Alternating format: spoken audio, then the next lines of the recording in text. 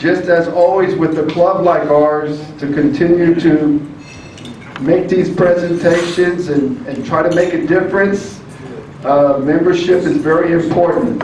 So please support our club by renewing or signing up today. Any new members and guests are now invited to stand and introduce themselves. Is there any new members or guests here that want to stand up, introduce themselves? Yes, ma'am. I'm a guest. Hello? My name is Marianne Knowlton. I'm chairman of the Atascosa County Republican Party. All right. And I'm here because I'm supporting for our district, Senate District 19, Colonel Peter Flores, who's running as a Republican for State Senator in SD 19. And so that's very exciting for that SD 19, which is 17 counties, huge area.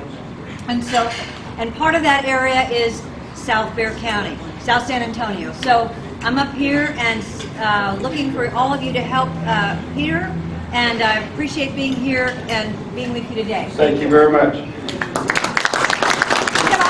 Can I add on to Marianne's speech? Because I was looking at a map since she introduced me to Colonel Flores, and it actually goes up onto the northeast and the northwest side of Bexar County. So it's almost a U all the way around the outside and going into near the downtown area. So lots of folks here probably live in that district, and I wanted to add on to Atascosa. Thanks for finding a great candidate. Thank you. Okay. Excuse me. Sorry. Mike Vasquez. Used to tour around, be with the Homeowner Association, Bexar Crossing, and I'm here as a guest with Fred, and retired Air Force, so just here. Yes, ma'am. I'm Major Pamela Little, Air Force retired, and I'm running for County Commissioner Precinct 3. And I'm brand new to all of this, but I have been a Republican, and I... You're going to be invited. You're going to be speaking? Right. Yes. All right, so you got this. Well, we're going to give you some time for speaking. Any more guests want to introduce themselves? All right, now, are there any candidates here or office holders that are not going to be speaking that want to stand up? If you're going to be speaking, you don't need to stand up now. John Morrison, the Congressman Lamar Smith's office, 21st Congressional District. Great to be here. All right. Yes, sir. Mike Defendall, with the grassroots effort for Dr. Carson's campaign. Okay, thank you. All right. Anybody else? I see Robert Stovall back there. Robert, stand up. Okay.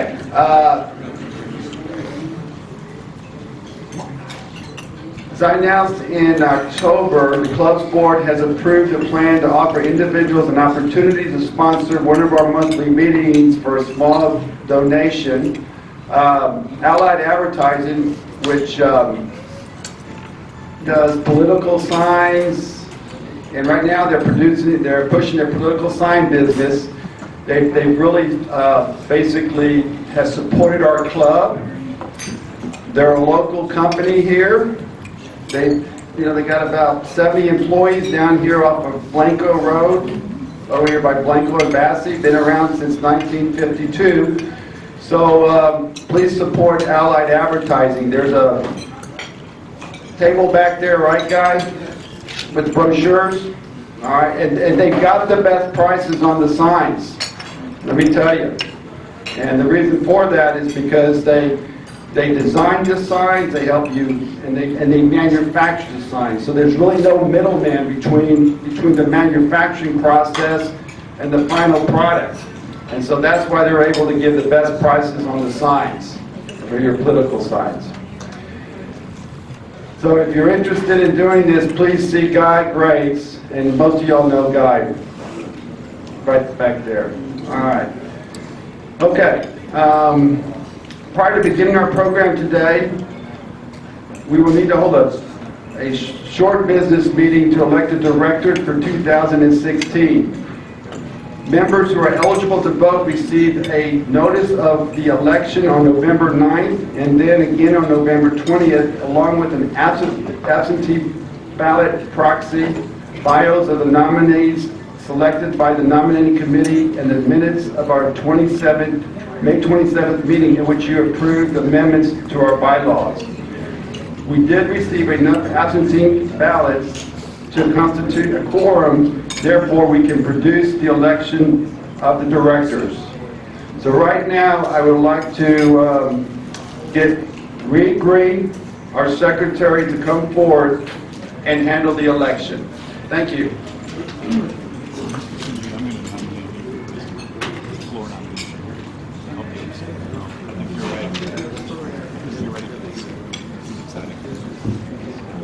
Thank you, Mike.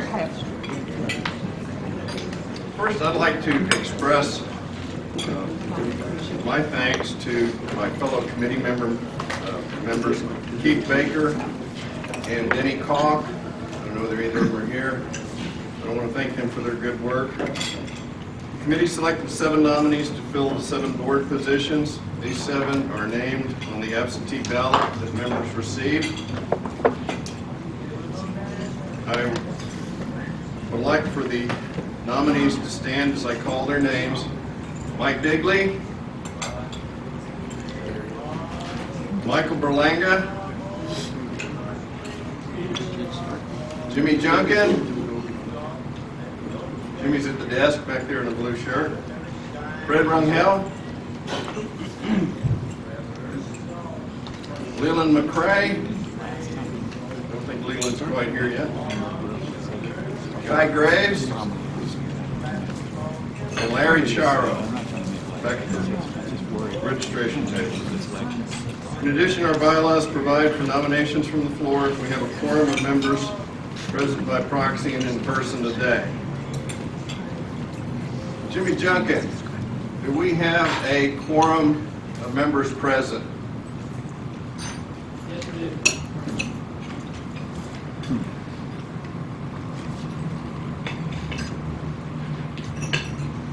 Since we do have a quorum of 15 present, we will now ask for any nominations from the floor. Are there any nominations from the floor? Are there any nominations from the floor? Any nominations from the floor? Sounds like there are no nominations from the floor.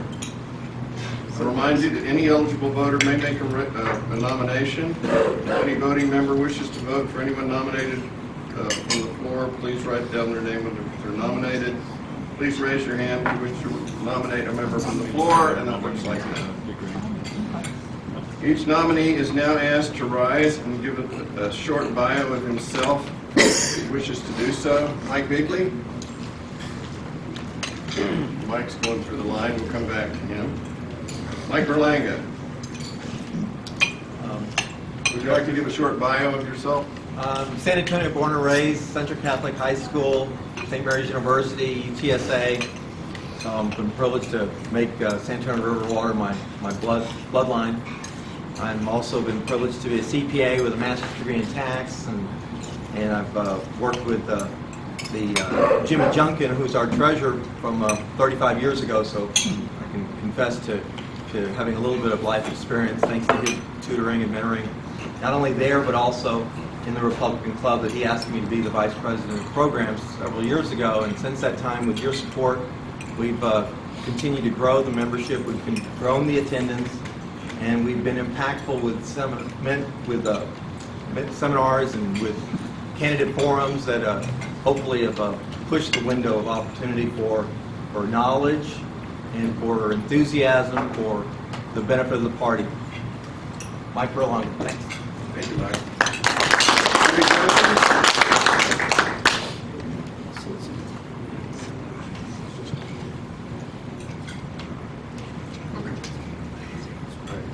Since there are no nominations from the floor, it pointed out to me that under our rules, we can go ahead and elect the 7 members of the board by acclamation. And if there's no opposition, I will call for a vote from the floor by acclamation. All in favor, say aye. Aye. All opposed, say nay. The ayes have it. Your board for The upcoming year is going to be Mike Bigley, Michael Berlanga, Jimmy Junkin, Fred Rangel, Leland McCrae, Guy Graves, and Larry Chara. And at this point,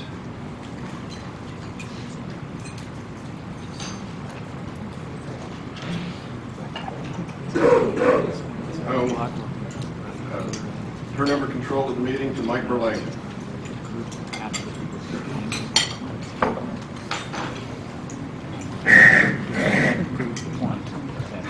Since it's my birthday, I figured I'd at least take this one last. Take this one last chance to thank everybody that's been so supportive of our efforts, the collective efforts of this club to continue. I mean, if you know what we've done, we've had rabbis and Catholic priests, we've had every ethnic group we can reach out to. We've produced Democrats who have been called to give their witness to Jesus Christ. This has been an incredible several years that Jimmy Junkin has kept us all in line, while at the same time navigating us through the media in terms of showing our own willingness to be honest and open about our opinions, while at the same time working together to close alliances as we get out of the primaries. So I thought how fitting it is that this club, which has pushed the boundaries, because unlike my dear friend Marion Knowlton, thank you for coming up from Atascosa and not only standing on street corners for me when I ran for office, but for recognizing that the limitations of some of the other organizations that have a upline responsibility to the party, this renegade group doesn't have those issues. So we thought today that same renegade group of Republican men that now recognize that the gender is not significant to organizing this club by changing its name would have basically a call to Mike, not Mike Berlanga, but a call to the microphone to give the opportunity for those who are challenging, whether they be Democrat incumbents or Republican incumbents. This might be the opportunity where you can get some visibility. We have approximately set aside 35 minutes for this opportunity. I'm going to turn this over at this point because our committee chairperson in charge of campaign activities is Fred Rangel, an active, not only political activist, but certainly a candidate who needs no introduction in Northwest Bexar County. So he will moderate the introduction. We're going to ask that the candidates speak, and then we're going to perhaps, I think we could spend some time for maybe a minute of questions. We don't want to get out of control because we always want to get you out of here by 1 o'clock. So we've got 45 minutes. Take your 5 minutes if need be to speak, but if you can limit it, then perhaps entertain questions from the crowd, and let's get through all 7 candidates. Thank you, Mike. My name is Fred Rangel, and I'm the Vice President of Campaign Activities, and it is my pleasure this afternoon to introduce you to the candidates present. And as they are present, we'd like to give each one, since the clock is running. We're going to try to target about 35 minutes, so each candidate will have 5 minutes. So as I call your name and the second candidate, please be close by, and we'll take advantage of that. Then once each candidate has shared the information that you'd like to share with us, we will then open the floor for questions, and we hope to have 5 to 10 minutes at the end of this meeting for all the questions that you might have individually or corporately, and then we'll take it from there. All right, so today we do have several candidates running in the March 1st primary and one candidate in the District 118 runoff race. Each one will speak for 5 minutes, and once they've all spoken, you're welcome to ask any one of them the questions.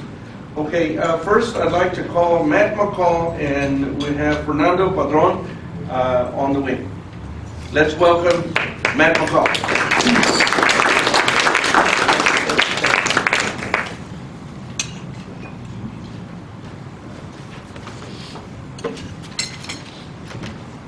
Good afternoon. I probably don't need a microphone. Is it still working? Or move it around? Remember last year if you touched it, it would die.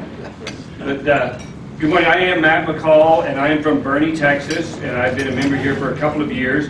And I'm running for U.S. Congress in the March Republican primary. And I'm running against Lamar Smith. He's been in for 30 years. 30 years. And it is time to pass the torch. I am not a politician or a lawyer. I'm a small business owner. I own a business selling surgical products to the American military in Europe and in Asia. Nothing that you would ever like to have used on you, I might add. But it's been a privilege to do that for the last 12 years that I've been serving largely Landstuhl and then Lake and Heath and the other military hospitals in Europe. And now we've entered the Asian market more recently. But I'm running because I love my children and I love this country. And we're in a crisis. And it's a crisis of leadership.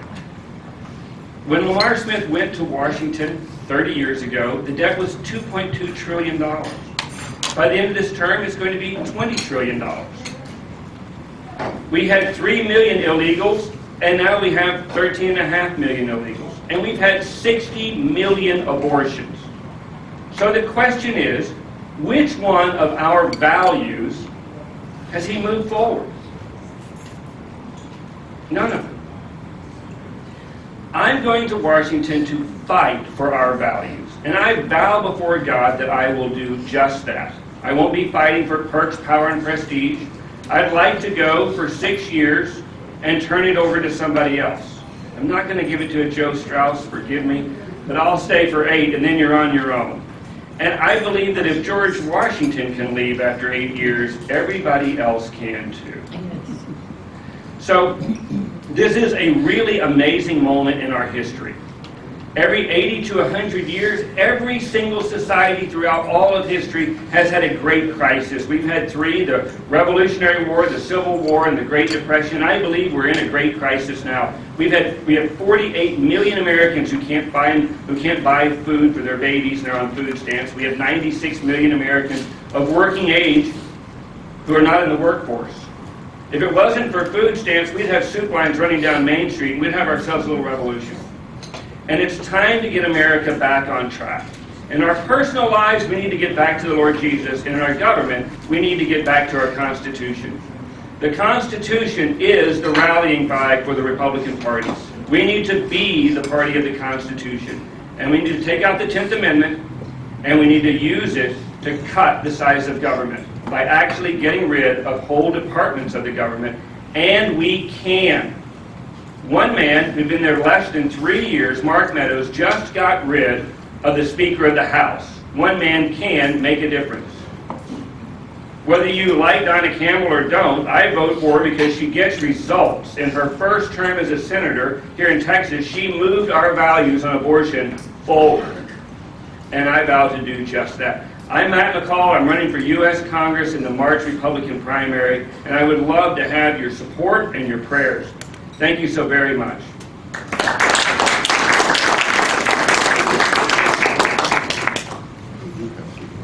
Thank you. Now we have Fernando Padron running for the County Tax Assessor for Bexar County, and following Pamela Lilly running for County Commissioner, Precinct 3. Hello, everybody. My name is Fernando Padron. In Spanish means Big Daddy. I have, in Spanish countries, they have a second last name. My second last name is Madrazo, which is Big Mama, too. But anyways, I'm from West Palm Beach, Florida. And my grandfather came from Cuba in the 1960s after the persecution that he endured. He was in a concentration camp. And when he came to this country, he saw the best country in the world, which is the United States of America. And he was so a fanatic for Ronald Reagan. And when George Bush became president, he had a picture of him in his house, and my son actually thought that George Bush was his uncle. So that's the background that I come from, and I believe in this country. I've never been a politician. Actually, since I was 20 years old, I've been a missionary with Assemblies of God. And we lived, my family, my wife, and my 3 kids, we lived in Nicaragua. And we served the people of Nicaragua for many years. And we came to San Antonio about 4 years ago to pastor a Spanish church. And being in transition, I ended up in the tax office. And I was promoted to be in the special projects director in that office. And I have sat down with businesses, and their stuff have been taken away because for some reason they weren't able to pay their personal property tax. And I said, the elected official, the tax assessor, is elected because he represents the people. He's a broker for the people. Yes, he assessed the property tax, and then he goes ahead and he collects it. But when he collects, he doesn't represent the government. He represents the people. And he needs to be fair. He needs to approach businesses and the veterans that serve this country and gave their blood for this country. They deserve a break. We don't need somebody in the office that views those tax exemptions for veterans as a burden. So that's why I'm running. I'm running because I believe that I can be an honest broker for the people of Bexar County. So today I ask you for your vote and your support for Bexar County Tax Assessor. I don't know if any of you have any questions. I'm glad to answer. We'll take them at the end. Okay, Thank you, sir. Appreciate it. Thank you. Thank you very much. Now with us, Pamela Lilly, running for County Commissioner, Precinct 3, followed by David Kaliski, who is running for the District Court Judge 131st. Would you come in and get closer to us?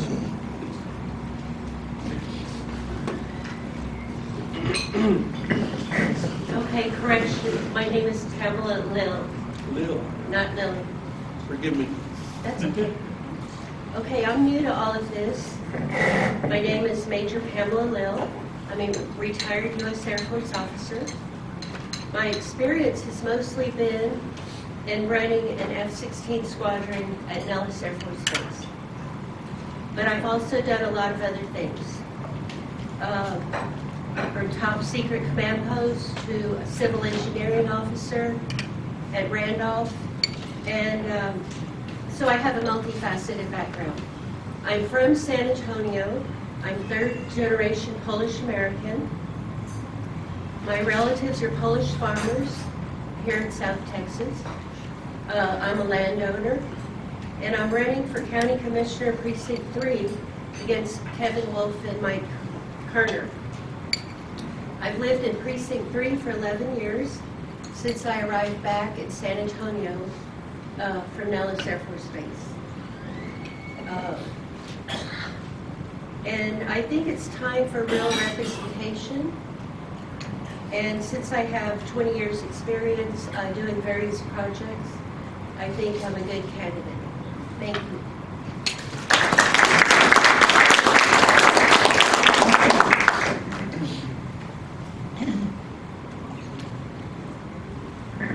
Okay, and if I pronounce your name incorrectly, just correct me.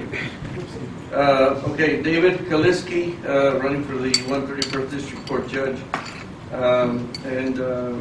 Okay, I'm sorry, I got this out of order. We're going to do David Kaliski, but then we're also going to do Tim Wesley immediately after that. Join us. Thank you. Thank you. It's actually it's a nice treat when somebody does pronounce my name correctly. It is David Kaliski, and I am running for the 131st District Court.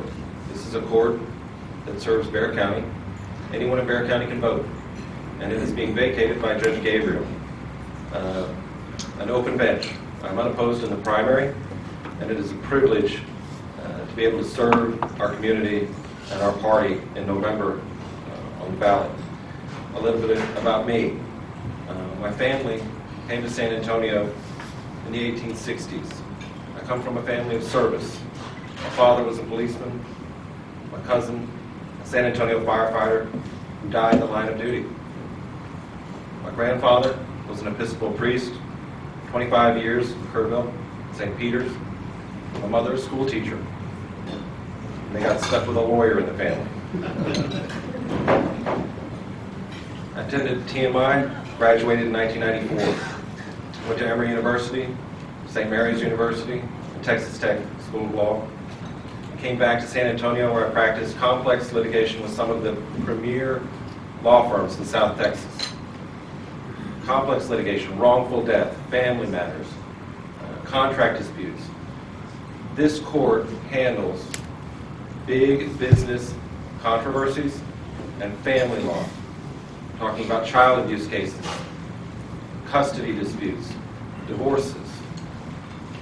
If you believe that America is exceptional, that our community is exceptional, that our Constitution is exceptional, we ask you to join us. We share your values, and we want those represented in your county courts. We believe that the courthouse is where the rubber meets the road. The average person will run into the law, most likely at the courthouse, one way or another.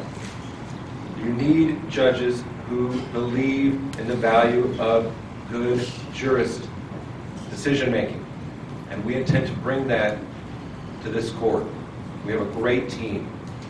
Please give me a chance to persuade you. My cards have my cell phone number on the back. We can win, we will win, but we need you. We ask for your vote. David Kaliski, 131st District Court. Thank you.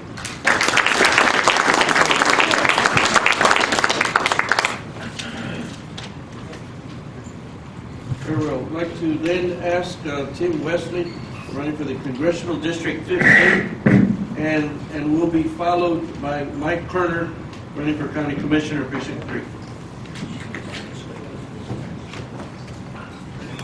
Hello, everyone. My name is Tim Wesley, and as he mentioned, I'm running for U.S. Congress 15th District, just outside of Bexar County with Schertz, Selma, just a portion, but running all the way down to McAllen, Edinburgh.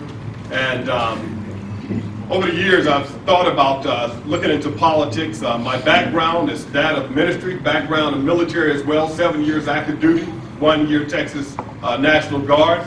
Coming from Las Vegas while I was doing a wedding, some things happened with veteran benefits that were afforded to me.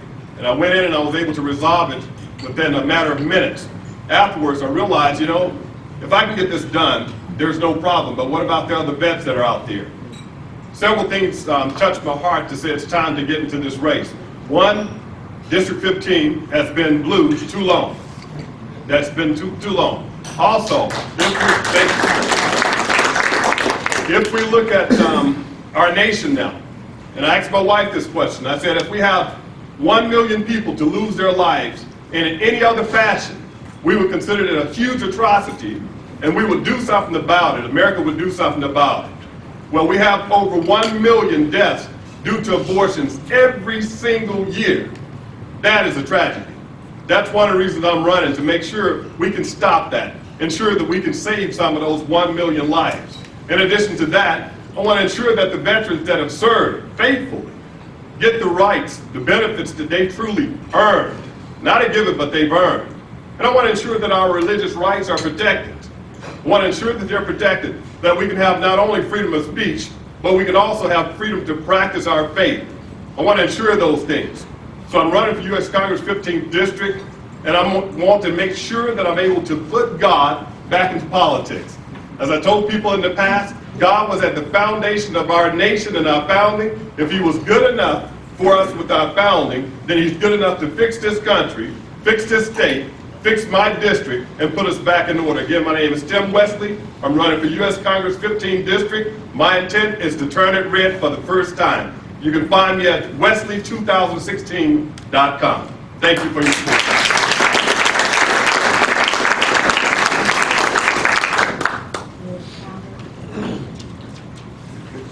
Very good. Now we have Mike Kerner, running for County Commissioner, Precinct 3.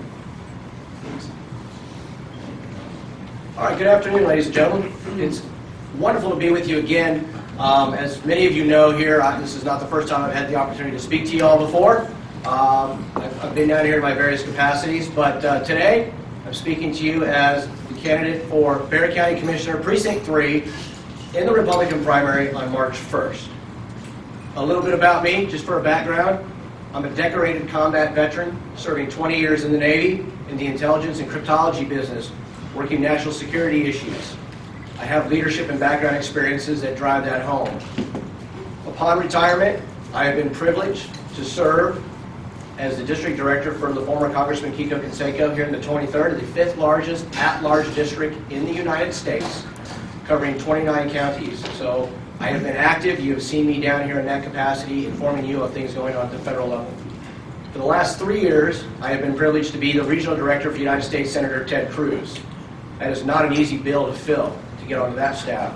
But I have been privileged for the last 3 years to serve 49 counties, including Bexar County. So what does this mean? I am a proven leader who has the wherewithal and the experience to understand what your issues are. This race for county commissioner comes down to a very simple concept. The status quo versus new and energetic thinking and strategic vision. Precinct 3 has grown 85% since the last census here in Bexar County. The county itself is exploding. That growth is in Precinct 3. The majority of that growth is north of 1604.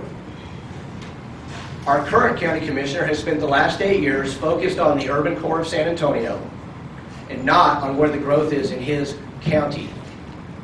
You deserve representation that is understanding of the issues that they face. As it expands, we are talking better ideas on roads. We're not talking toll roads on 281 and I-10, which magically become an issue around election time. We're not talking about legacy projects like San Pedro Creek, where your flood control tax dollars are going to fund a new river walk on the south side and not addressing flood control issues in the north part of the county. This is what this election is about. You want someone who's going to work tirelessly, who's going to be responsive to your needs, and most of you know me out here. You have seen me around in my capacities. You know I'm responsive. You know you will be heard, and I am accessible to you. On March 1st, you get to make that choice. And that choice is the status quo or a strategic vision that's going to drive this county and this precinct into the next generation. I humbly ask for your vote. I ask for your support. Please go to MikeKerner.com and find out more about me. I would love to hang around and answer questions afterwards. God bless each and every one of you, and Merry Christmas.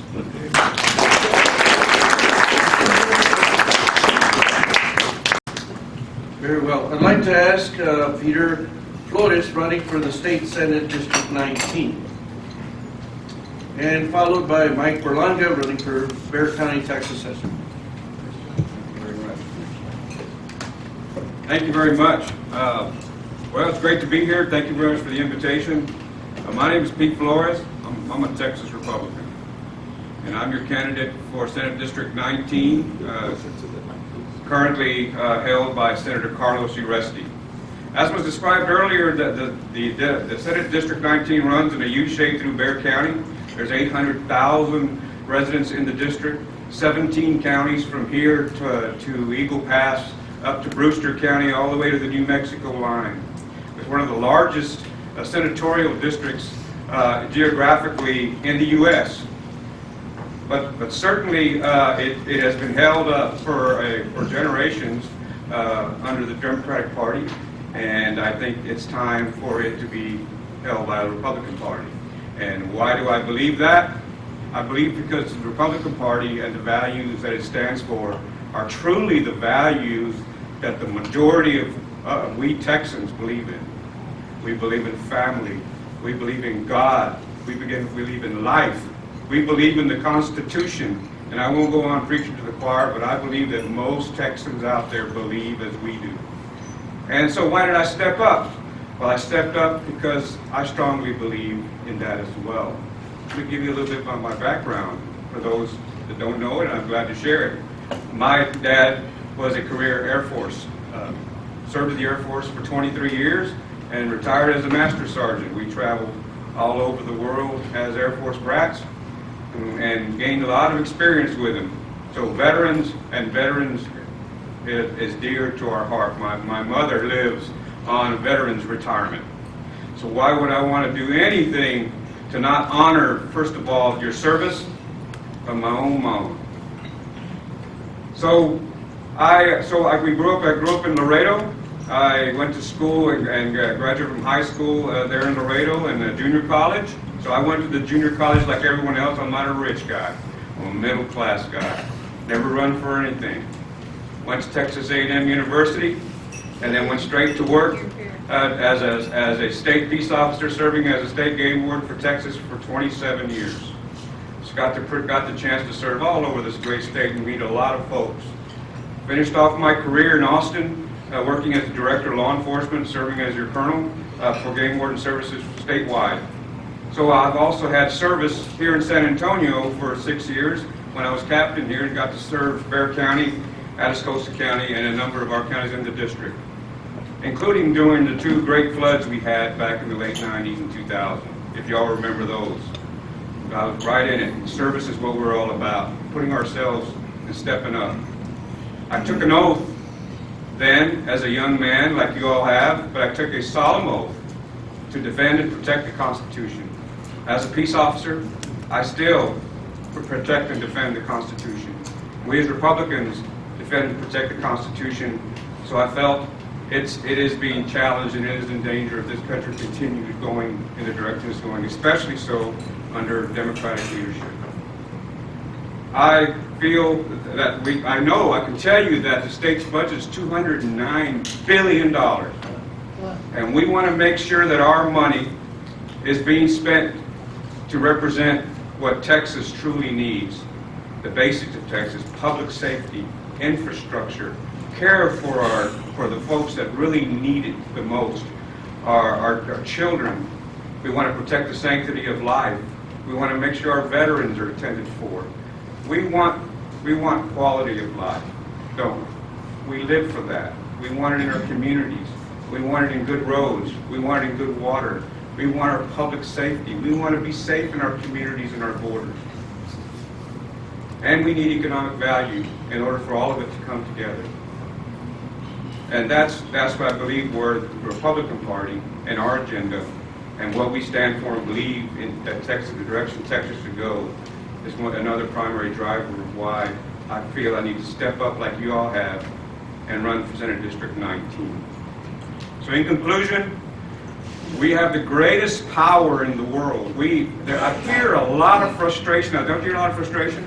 What do you hear from the average folks? Yeah, I love going to flea markets, so I'm with that. You want to hear what the folks from the street are thinking, go to the flea markets. Listen to them, ask them. You can just listen. You can just throw it in. What do you think? And whoa, the health care, gosh. So, but they have a frustration that they're powerless, but they're not. Life is not about only chance. Life is about choice. And we choose to step up and make a difference. Vote Republican. Thank you very much. Thank you, sir.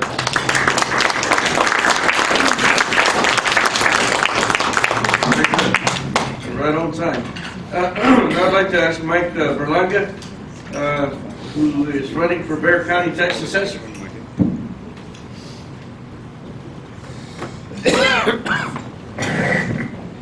Most of y'all know me. I feel so blessed to make my first public speech for this position in front of such a great group of friends that I consider family. But tell you a little bit about my family. I'm a 5th of 7. I'm the son of a Mexican immigrant who came across this border because his grandfather was killed during the Mexican Revolution. And so I'm very sensitive to the issues of those countries. And as sensitive as I was to those issues, I ran for Senate District 19, which I'm privileged to know and endorse and support our candidate for Senate District 19 against Carlos Uresti, because we've been silent about that border issue, and we have a man who can now do something, who has a passion with the support of the people of Atascosa, who gave me their county and support when I ran for that position. But when I was 14, my father was only 55, and he died suddenly of a stroke. He died of a cerebral hemorrhage, and it was as sudden as, I guess, the emotions that I have for you right now. It was unexpected. So if I seem a little in a hurry, I've been in a hurry for a long time. I got out of high school at Central Catholic in 3 years. I graduated at the top of my class, and I was blessed to get a full scholarship at St. Mary's University, where I repeated the same trick, because the whole time I kept thinking, well, what happens if my mother dies? I'd be an orphan. And 5th of 7, it puts a burden on you to think about the responsibility for earning a living when all you can do is work in a cafeteria, take a little Social Security, and maybe deliver a newspaper route. But when I was 20 years old, I realized my mother was still alive. I was already working for one of the biggest public accounting firms in the world, where I met Jimmy Junkin, and I was blessed to then have the support of that firm to go on and get a master's degree in tax from UTSA. That's 35 years ago. Well, today I can say I outlived my father. And what's significant about that is that not so much that I can't talk about celebrating his life, because I do, thinking of him every day, but I celebrate my mother's life, because I missed the mark. She's 96 years old, and she lives on her own, unassisted. She doesn't have the limitations of neurological challenges like many of our elderly do.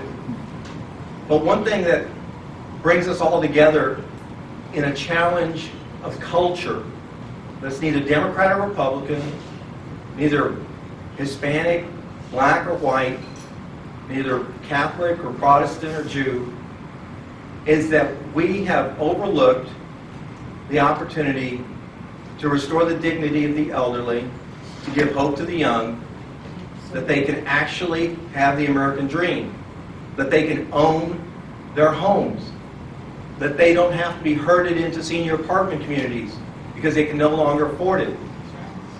Now, the leadership of this state has taken one small step, as Neil Armstrong said, for man, when they proposed Proposition 1. And what are you supposed to say when somebody says, I'll give you $120 on average if you'll vote for something to lower your property taxes? I say, thank you very much. That's good. Can we do better? And I believe we can. And I believe God has put me in the right place to run for tax assessor collector, because anybody that knows me knows that I'm a taxpayer advocate. I am. My brother's a CPA. My other brother's a CPA. My other brother's President of Macmillan Homes. So we're a real estate family. We're a tax family. And it's about time that we work with the legislature, that we become the first county to say, it's not enough to lower your property taxes. We've got to eliminate property taxes. This public finance system is broken. And I'm a poster boy for education, because I didn't have the wealth to get me to anywhere I was. It was on education, as I told you previously. So I know when I speak of the priority of education, that if we're going to talk about student-to-teacher ratios, let's talk about supervision and administrator-to-teacher ratios, because we're not talking about it. So you can elect me to administer shorter lines, to support property tax lien systems that the private sector does a better job. But what you can also count on is not just being a top-flight administrator who's tested every aspect of the property tax system, as a property owner, as a developer, as a consultant, but you can count on me to be an advocate, to work with these individuals and those who have already been elected to say, what you started, let's finish. Let's take Texas to another level. How many people come to Texas because we don't have a state income tax? 30 seconds. So imagine what it's going to be like when we say we don't have a property tax. We have the American dream. You will die in your home. You don't have to ask your children to move in to help you pay for your home because you can't afford it. Right. So, and to the youth, if you're going to say, well, I rent, then tell me who's paying the property taxes for your landlord, because you are. God bless each and every one of you. I'm blessed to know that I'll ask for your vote, not only in the primary, but I'll ask us to band together as brothers, and to that extent, I'll end with this thought. Robert Stovall is going to be talking about our party, how we can get through the primary without killing each other, and how we can come together after that to be, have a, you tell us what we're going to do. Thank you very much. God bless. I'm going to give all the candidates all a loud It is a wonderful thing to see candidates with the same values with the same strengths that are looking to try to change the face of our culture, of our country, of our district, state, and we thank you all. Now we're going to open it up to questions. I'd like to firstly ask the first question. I am a resident of Precinct 3. So those of you running for County Commissioner, would you stand? There's 3 of you. All right. 2 here. No, there's 3, but 2 that showed up. 2 that showed up. Okay. All right. My question to you is, what are the first 3 things you're going to change in Precinct 3? And I've been there about 17 years. I'd like to see what you've got to say on the first 3 things you're going to change. Ms. Liu. Well, the problem in Precinct 3 is the growth, and with the growth we have the traffic problems. And I would like to change that. As we all know, when we're driving down I-10 either way, there's bumper-to-bumper traffic, and so that's one thing I would like to change.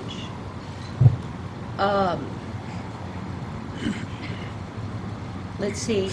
I see a lot of problems, but traffic is one. We're all kind of gridlocked. Going to work, coming home. So, and that's just not Precinct 3, that's the whole city. And so that would be my main priority. The other 2, I would have to think about that. Okay. Thank you very much. Right, thank you for your question. Very simply, top 3 things. Number 1 is roads and infrastructure. That's a no-brainer for everybody. But as everyone likes to tout now, because the legislature's out, is we've gotten rid of toll roads. Well, some of us have fought that battle all along, where other people fight it when it's convenient for them, and they're on record as voting for it before they were against it. However, even though now we've come up and say 281 will no longer be tolled, and there's now movements that I-10 won't be tolled, it's also disingenuous and it's a straw man argument, because they want to put HOV and managed lanes there. That is actually diminishing capacity. It's all about math. Everybody who lives in Precinct 3, as you know, especially north of 1604, if we're going to take I-10 and 281 and add 2 HOV lanes and add frontage roads, if the HOV lanes are only going to be for the buses and for people that carpool, well, I'm sorry, we're Texans, we drive. No one rides the bus north of 1604. So you're adding lanes, but they're going to be empty. So it's a disingenuous argument. No toll roads mean freeways. Proposition 7 will pay for that. So any argument that doesn't cover that is disingenuous. So that's number 1. So I will advocate on the court to keep the roads toll-free, but also make sure they're not disingenuously managed with HOV, and we increase capacity and don't diminish it. Number 2, economic development.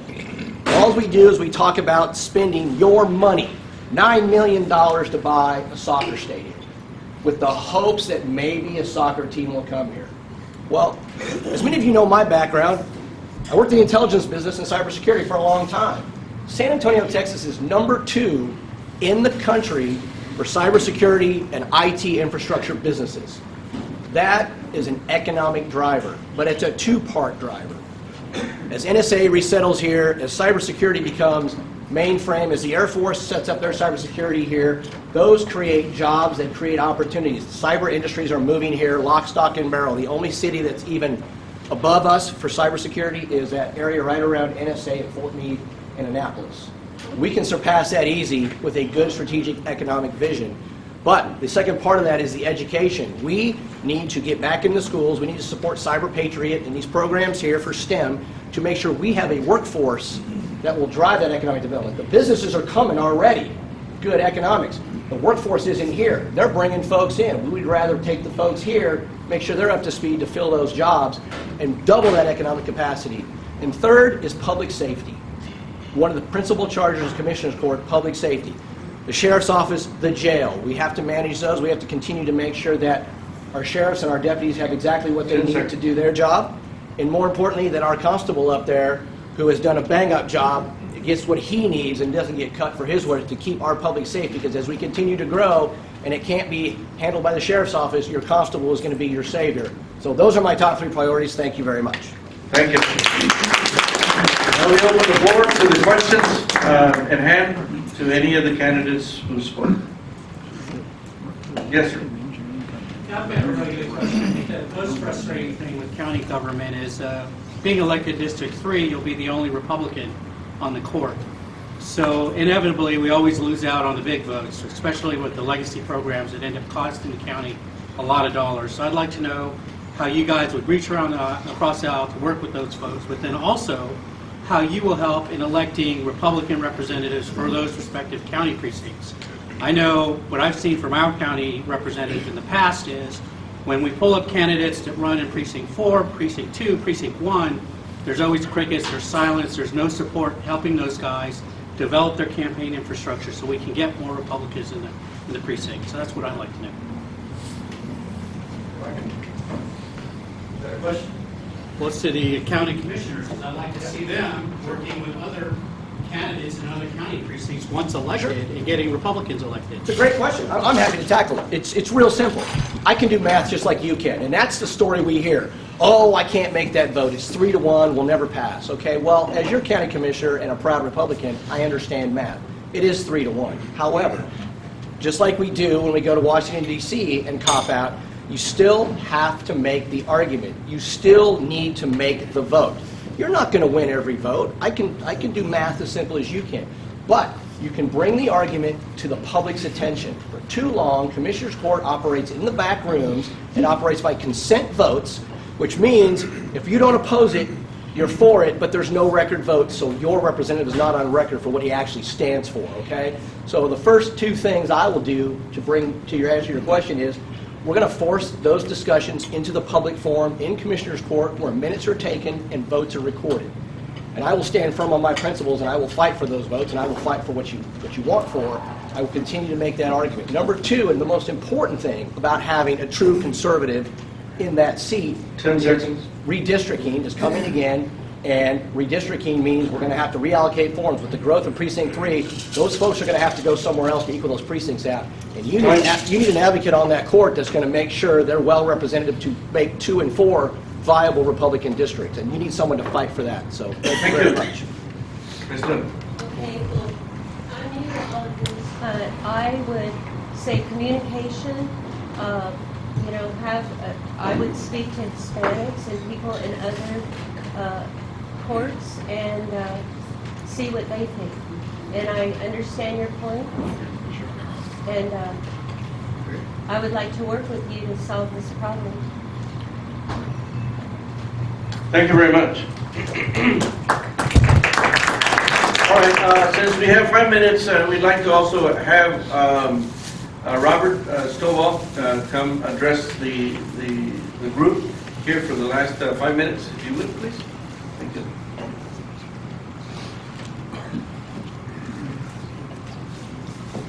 Thank you, Fred. My name is Robert Stovall. I am your county chairman, and I'm running for that position again for 2016. It's a great time to be a Republican, is it not? Yes. And it's a great time to be a Republican in Bexar County. And as you heard some of our candidates come up today, this is why I'm running for your county chairman. It's exciting to see the new and fresh blood that we continue to get in this county and the quality of candidates that we can inspire to run. That's one of the things that I do is I go out and I look for candidates, I look for good qualified candidates so that we can make sure that Bexar County changes. And I don't know if the way that you all have seen it, but Bexar County is changing. We have been working for the past 2.5 years from the north side to the south side in every way that we can, and things are happening. We can just show that in just the House District 118. I mean, it's pretty unbelievable that we are going to have a very close runoff, and I think that John Lujan is going to take that. And when John Lujan gets in, we're going to work hard to keep it. 117 just as well. And obviously Will Hurd's congressional district that we won last time. 2014, we had an 87% win rate in Bexar County. We only lost 1 judicial race. It's something that the headquarters is able to do that we have never done before in the past years, which is bring these candidates in and work from within and get the message out across the county. That's my job as your county chairman. I want to continue to do that. I know you guys are probably thinking, why does he want to do that? The pay is unbelievable. The pay is, I'm doing this as a volunteer position. I ran as tax assessor in 2012 when we got our clocks cleaned. The only one that won was Laura Parker and Judge and Susan Pamerlo. Phenomenal candidates. But I want to make sure that the Republican Party headquarters is a location where you, our precinct chairs, and our candidates can come for a resource center as a way to get things done here in Bexar County, and I think that that's what I've done. As a businessman, I understand how these things and the intricacies of these kind of setups work, and it has helped out. And obviously running as a candidate for the tax assessor helps me understand from that side of running for elected positions. So I'm very proud of the accomplishments that we have made in the last 2.5 years. We were in a very small room way in the back hallway, if you guys remember, there for 25 years. We are now on the 5th floor of the Alamo Towers with 3 times as much space. We went from 1,600 square feet to 5,500 square feet. We're able to hold our county executive meetings that cost us over $800 at hotels. Now we're able to hold them for free up at our headquarters. We have the state Republican Party, the RPT, housing with us up there within an arm's throw that they are leasing space from us. And we're able to share information and know what's going on with block walking and phone calling all the time. Folks, that's what you're going to get from me. I'm a hands-on guy. I'm a hands-on chairman. The biggest thing that gets me excited is candidates and helping these candidates. You know, when we went to Atascosa and Mary Knowlton called me, or I saw her actually up in Austin, and she says, I think I got a guy that's pretty good for Senate District 19. I said, I want him. I want to see him. She sent me his information. I said, I want him now. And she says, hold on. I haven't broke the news to him that we want to meet with him. So we started the process, and I drove out to Poteet with Cindy Cryer and Jim Lunds, and we sat down and we drilled him to see if he was ready for this kind of deal. What a qualified candidate we have for this Senate district. It's phenomenal, and we're so excited. We want to get behind candidates like this. I want to know some of you candidates that I haven't met yet, so I can get to know you intimately, and so see how we can help you as a county party. That's what I'll bring to you, and that's what we continue to do, and I appreciate what this organization has done and continue to grow Bexar County as well. So if you got any questions, I'm happy to take them all the time. Thank you.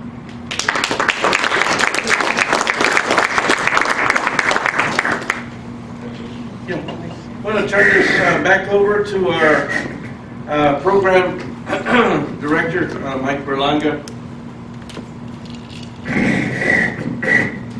Thank God this wasn't like last week, right, when Donald Trump and Cruz were being split apart by the media. They did a good job last night of at least being polite. So, you know, hopefully we can walk away from today knowing that we're going to disagree. We're going to disagree respectfully. We're going to disagree with the vision that Super Tuesday is going to come, and then we're going to come back together. And I can't tell you how exciting it is to see some new faces in this crowd, that we're going to go out and get votes, because we're going to get the velocity of money and visibility to support each and every one of you in getting the Republican message out there in a way that has never been seen before. So with that, God bless each and every one of you, and let's continue to stay in touch. Take care. What we're doing.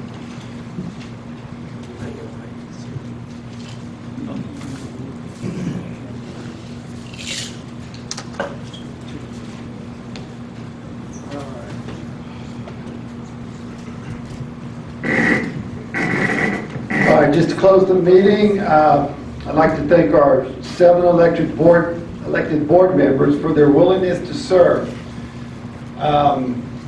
Volunteering is a tough thing to get, basically. That's what I've noticed by running this organization the last 3 years. It seems to be a lot of the same people seem to be volunteering every year. So we appreciate members in our club, if you would just step up to the plate at times and volunteer. Robert's office, our headquarters always needs volunteers, and help your candidates. That's really what keeps everything going. And so we appreciate that. Just a reminder, if you are a guest, please complete the information sheet that was given to you when you checked in. This is important for us because we have to file this with the Texas Ethics Commission to keep us legal. And one last announcement. Last month, we asked for a show of hands on whether you would consider a bylaw amendment whereby the club could provide an endorsement and other support to Republican candidates in a contested primary race. Now, this is a little bit controversial, but in a primary race right now, the way the club is, we can't throw any support toward a candidate in the primary race. We can only do this when we have the regular race. We were thinking about this because we would, as a club, would like to support candidates in a primary race. And therefore, we'd like to get the rule changed that we're able to do that. So, I'm just curious, show of hands, who would want our club to support candidates in a primary race? I'm talking about money, and you would? Questions? First? Question first? Yes. Go ahead. We're not voting. No, we're not voting on it. We're just looking to do this. So if we were going to support them, would it have to be by majority vote, by supermajority vote? Like, when do we throw our hat? Jimmy, can you answer that? If the club approves this change of bylaw to the board, to make a decision on what candidates to present to the membership for approval, at which time then it would take a majority vote of a quorum of members to approve that endorsement and other support. When you say endorsement and other support, beyond the endorsement, what is the other support?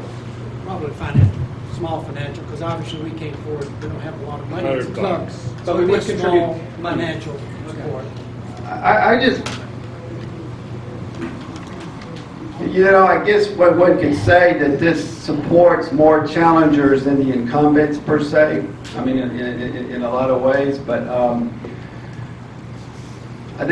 we'll put this out to vote and see if you want to make this change, basically. But like Jimmy said, it's just not going to be where the board is going to select the people who we're going to support. It's going to be our membership that's going to tell us who they want to support by a majority. All right? Yes, sir. I do believe that this will only divide the club. I don't think so. You know? Because you have the people that one against the other one, and you I know. have no come. It's a good point. But, you get these people up here to keep, like Lamar Smith, and I have nothing against Lamar Smith, but, he's up there for 30 years, and you get other guys that, our county commissioner. I have nothing against the Wolf family, but you got a guy that's been in there how many years? Basically, just a lot of, it seems like they become career politicians versus serving our community and serving our people. And that's the problem that I have, but I'm only one vote. I'm completely for it. But I just think that when you have people that are in there for so long, they lose, I think that they lose connection with the people they serve. It's just my opinion. But anyway, therefore, this vote's going to be on January 27th. If you approve the amendment, any support for candidates would still need to be voted on by the membership. Again, that's important. That's what Jimmy just said. The board will vet candidates and present them to members for their vote. We might be able to present some candidates to you at our February 17th meeting for your approval. That gives y'all some power here to do this. And now, not everyone's going to agree. We all know that. But, maybe you won't agree on one candidate, but maybe you'll agree on another candidate. from that standpoint. Please note that the February 17th meeting is 1 week earlier than our normal monthly meeting. We will send the members a notice of the January 27th voting date at least 30 days in advance on December 23rd. If you have not paid your 2016 dues, please do so today or by mailing it us to us soon so you'll be able to cast your vote. Well, thank everyone for coming today. This meeting is now adjourned. Thank you.